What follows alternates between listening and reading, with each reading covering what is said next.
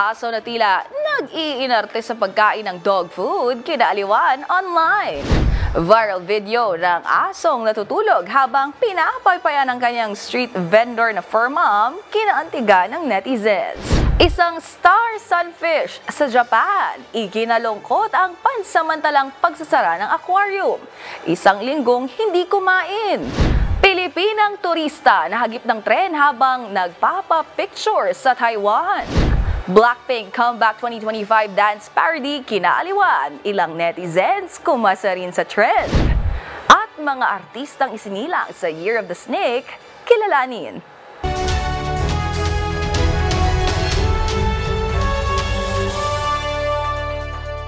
Sure ako ang lahat ng kwento o viral video ay hindi umabot sa wall mo. At mga trending na hindi mo akalain, yun pala ang totoong kwento. Kasama mga follow-up na ginawa namin sa mga post na humahakot ng mataas na views, comments, and shares. Kasama ang buong grupo ng TNVS, Trending and Viral Show, ang kukumpleto ng buong kwento. Ako po si Angelica Cosme at ito ang TNVS. Una sa Pilipinas, una sa Pilipino.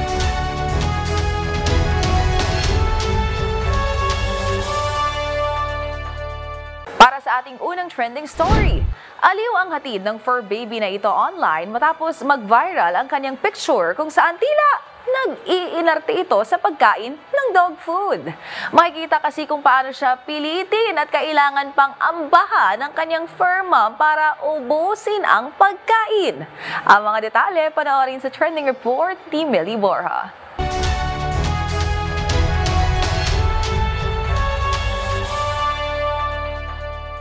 Sa unang tingin, akala mo'y isang bata ang pinagagalitan para ubusin ang kanyang pagkain. Pero ang bida sa ating kwento, isang pitbull na tila nag-iinerte sa kanyang pagkain na dog food. Makikita sa mga larawang ibinahagi mismo ng fur mom na si Anna Lorene kung paano niya pilitin ang alaga na ubusin ang kanyang pagkain. Pabirong say tuloy nito sa caption, "Ang ibang aso nga, walang makain. Tapos ikaw? Nag-iinerte sa dog food." Habang hawak-hawak niya ang tsinelas sa kanang kamay, ang fur mom makikitang nakapamewang pa at binabantayan ang kanyang alaga habang kumakain. Sa caption, sinabi nitong tamad daw talagang kumain ng kanyang aso, kaya naman kailangan pang pagbantaan para lang ubusin ang inahahain dito. Sa kanya lang daw nakikinig ang alaga dahil kapag ibang nagbabanta, wala raw itong pakialam. Marami naman ang naaliw sa reaksyon ng fur baby. Ang ilan, nagbahagi rin ng kanilang sariling experience sa mga alaga. Ang post, umabot na sa higit 2,000 hearts sa threads. Para sa DZRH TV, ito si Millie Borja, una sa Pilipinas, una sa Pilipino.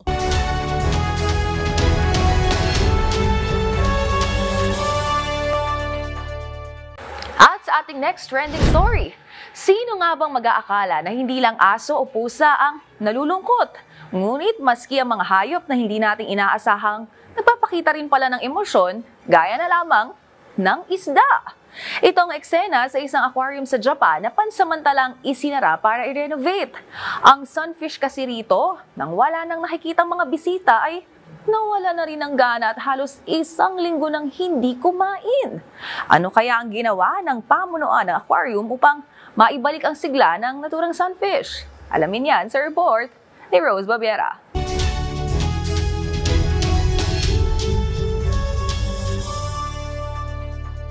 Hindi lamang pisikal na kalusugan ang binabantayan ng mga tagapag-alaga ng mga hayop.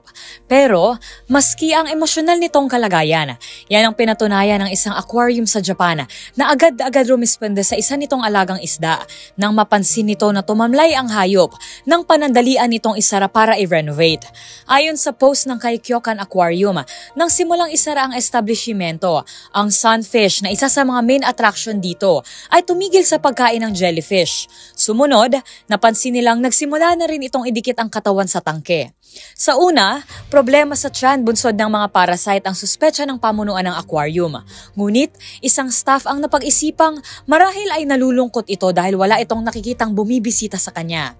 Ayon kasi sa ilan pang staff, ang partikular na sunfish na ito ay may curious personality na agad na lumalangoy papalapit sa mga bisita kapag may nakita itong papalapit sa kanya. Kaya naman, sinubukan ng Kaikyokan Aquarium na rumesponde sa umano'y nalulungkot na sunfish sa pamamagitan ng pag-iimprenta ng mga mukha ng mga totoong tao na ikinabit sa mga damit at uniform na nakasabit sa isang sampayan at saka hinarap ito sa tangke kung nasa ng isda para lumikha ng imahe na may mga taong nakahanay at nakasilip sa sunfish.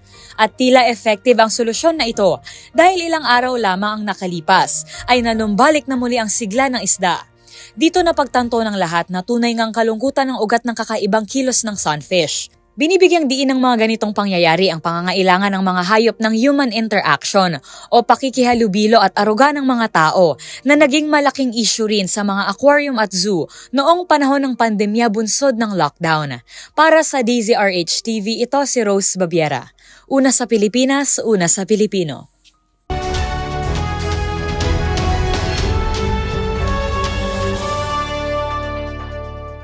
Sa ating sunod na viral story, pasok sa bucket list ng marami sa atin na makapag-travel sa iba't ibang panig ng mundo.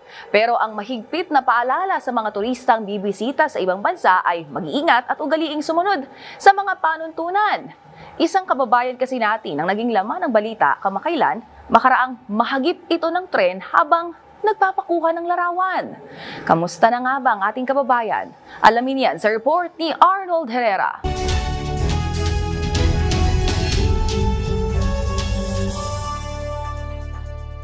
Ang dapat sana'y masayang pamamasyal sa ibang bansa na uwi sa isang malagim na trahedya. Disgrasyang inabot ng isa nating kababayang turista matapos nitong mahagip ng tren habang nagpapakuha ng picture malapit sa riles ng sikat na Shifen Station sa Taiwan.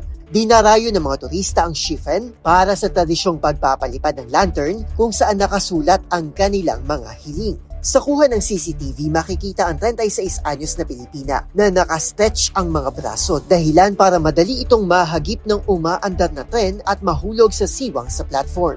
Nagtamo ito ng injury sa kanyang ulo, dibdib at balakang dahil sa pagkakabagsak nito.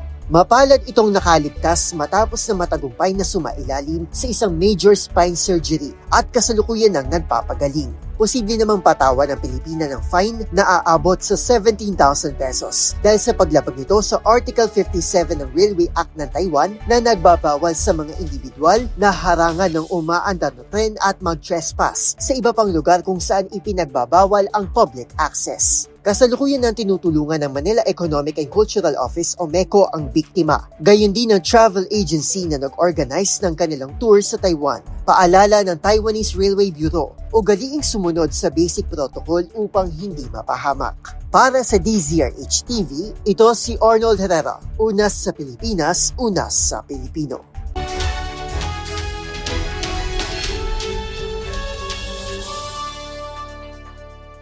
Para sa ating next viral story, puyat si Bantay.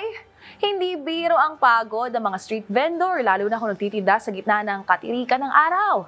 Pero sa tagpong ito, ibang bantay yata ang napagod at makikitang nagpapahinga. Walang iba kundi ang cute na fur baby ng isang tindera. Ang naturang aso, pinapaypayan pa ng kanyang fur mom, bagay na kinaantigan ng netizens. Ang mga tagpong iyan, panoorin sa trending report ni James Galange.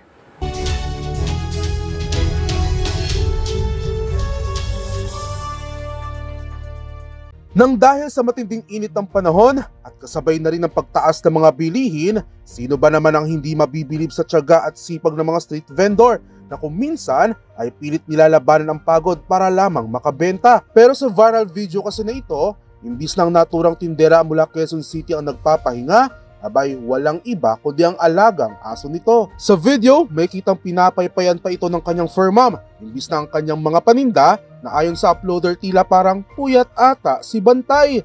Marami naman na naantig sa tagpong ito at may mga nagsabing makikita sa video kung paano tratuhin ng fur mom ang kanyang aso ng parang tunay nitong anak. Habang may mga nagsasabi namang baka raw naka-graveyard shift si Doggy at napuyat sa trabaho, kaya naman deserve ito ang pahinga na may kasama pang deluxe treatment mula sa kanyang amo. Pabirong hirit pa ng isa, baka naman daw nag-overtime sa pagtitinda si Doggy kaya ganun na lamang kahimbing ang kanyang pagtulog.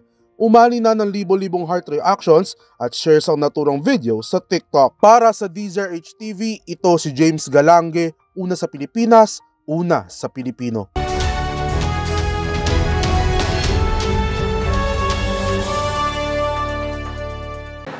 ating next trending story, ramdam na talaga ang nalalapit na full group comeback ng hit Korean girl group na Blackpink.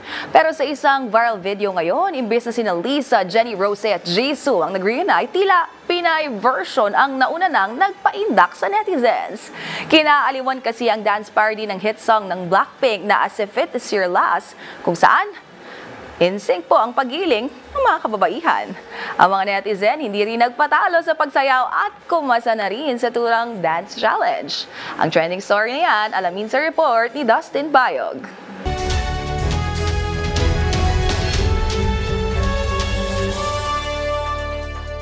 Mula sa kanilang hit songs na Kill This Love, How You Like That, Bumbaya, o As If It's Your Last ay tiyak, hindi lang nagpa-LSS kundi ay maraming napaindak na mga K-pop fans worldwide ang Korean girl group na Blackpink. Ngunit bago pa ang inaasahan nilang comeback this year, ay may nagpapaindak na sa mga netizen featuring Blackpink song na As If It's Your Last. Trending kasi online ang dance parody na ito, kung saan ang tila mommies na sumasayaw sa tapat ng kanilang tinitindang mga street food gamit ang background music ng kanta ng Blackpink.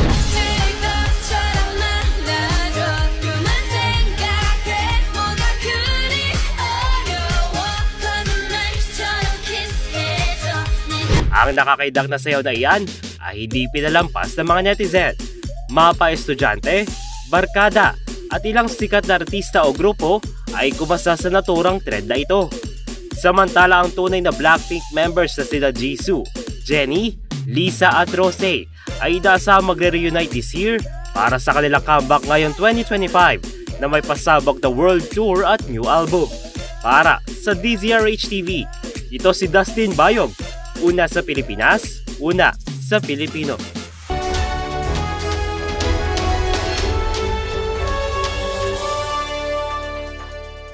At para sa ating trending showbiz balita, sa January 29 ang pagdiriwang ng Chinese New Year at Kung Dragon noong nakaraang taon. Year of the Wooden Snake naman ngayong 2025. Kaya naman sa mundo ng showbiz, sino-sino nga ba ang mga kilalang personalidad na isinilang sa Year of the Snake? At ano nga ba ang general forecast ng isang kilalang feng shui expert ngayong taon? Ang mga kasagutan alamin sa report na ito.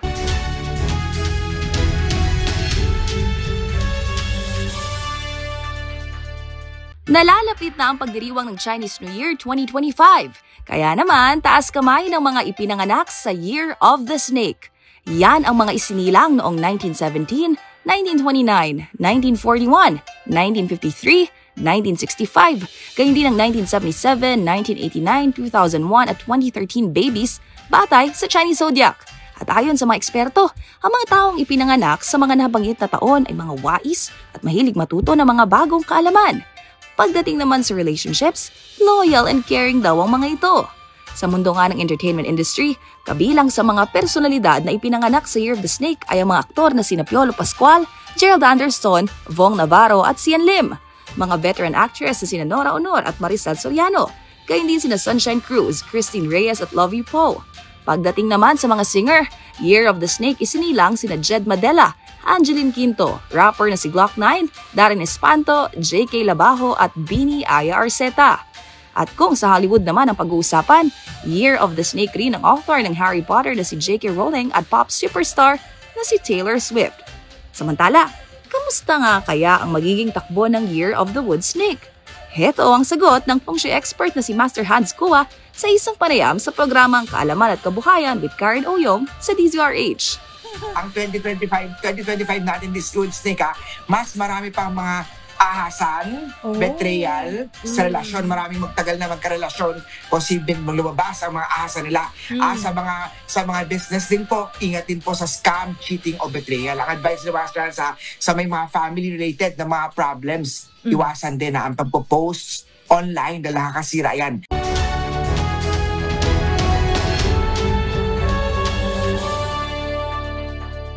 Isa na namang episode ng mga nagpa-wow, kinagiliwan at iba't ibang mga insidente ng mga nag-viral na kwento ang ating napanood. Kaya naman, kung meron din po kayong mga katulad na istorya, ay i-share nyo na yan sa ating comment section o kaya naman itag nyo rin kami sa TikTok at DZRH News. At yan po ang mga kwento sa likod ng mga nagpa-viral na video, kasama ang buong grupo ng TNVS Trending and Viral Show. Assignment namin na kapag may nag-trending, aalamin, bubuin at i-follow up namin ang mga detalye. Para kapag nakita mo ang viral video na may nag-share, ikaw na ang magdagdag ng mga impormasyong nalaman mo sa TNVS Trending and Viral Show. Mula sa kauna-unahan sa Pilipinas, DZRH, ako po si Angelica Cosme. Una sa Pilipinas, una sa Pilipino.